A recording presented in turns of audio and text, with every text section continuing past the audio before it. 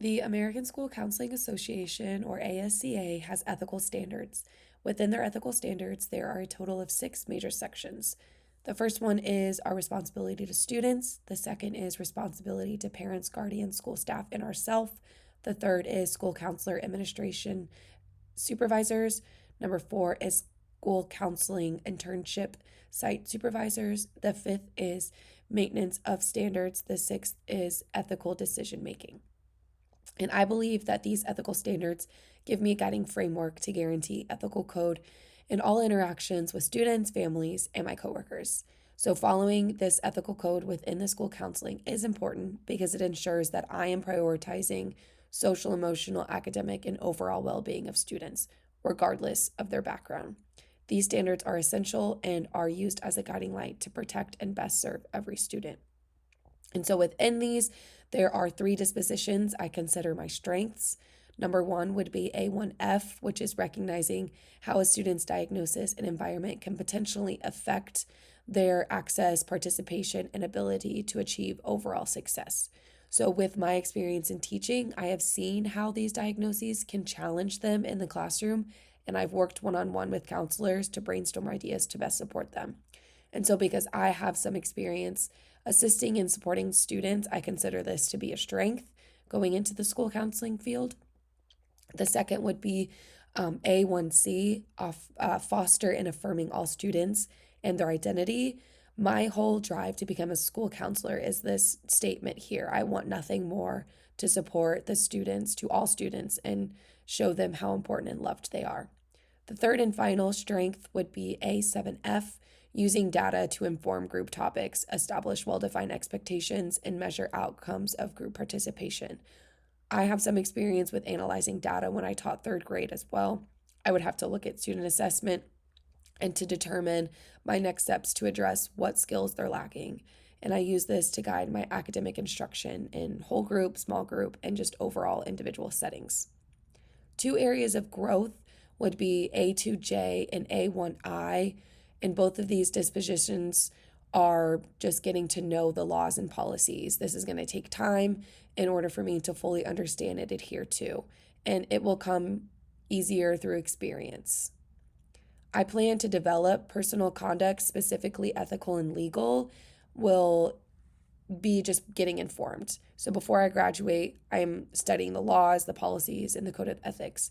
And this lays the groundwork for when it's time for me to begin applying them. And during practicum and internships, I'm able to learn how my mentors apply these dispositions. This is where I can ask questions and learn different routes to take when helping students.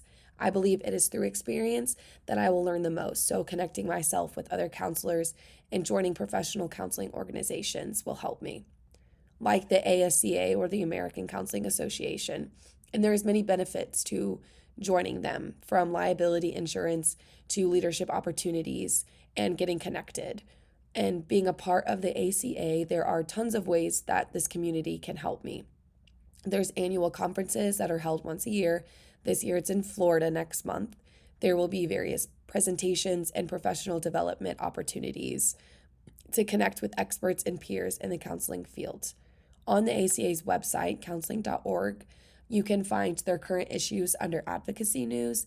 And these are articles that range from members meeting with lawmakers to address the mental health crisis to reflections from recent conferences. And I think a huge way counselor identity can grow is through these interactions that I have with people I meet through professional organizations. Because national and state organizations hold professional development and conferences, this gives me opportunities to connect with other professionals and learn from them. And getting to know counselors' beliefs and values from across the nation gives me different perspectives. I can get this through joining national organizations. I'm able to get a more diverse representation of counselor beliefs. For state organizations, I'm able to plug into smaller and local communities where I can discuss issues that we see around us more locally and build relationships closer to home. Um, and as a concern for technology and the implications of ethical issues, with the growing usage of artificial intelligence or AI, looking into how this can affect the counselor field is necessary. especially as a new counselor. Is the use of AI unethical? How can, if at all possible, counselors use it to their advantage while best supporting their clients? And does using AI take the humanity out of our services, or does it enhance our understanding of it more? There are an endless amount of questions that we can ask regarding the pros and cons of AI, and it comes down to an ethical issue. Would technology like artificial intelligence ruin the counseling profession, or would it enhance it? And with new counselors like myself, I don't want to rely too much on it where I never master the necessary skills to be a successful counselor.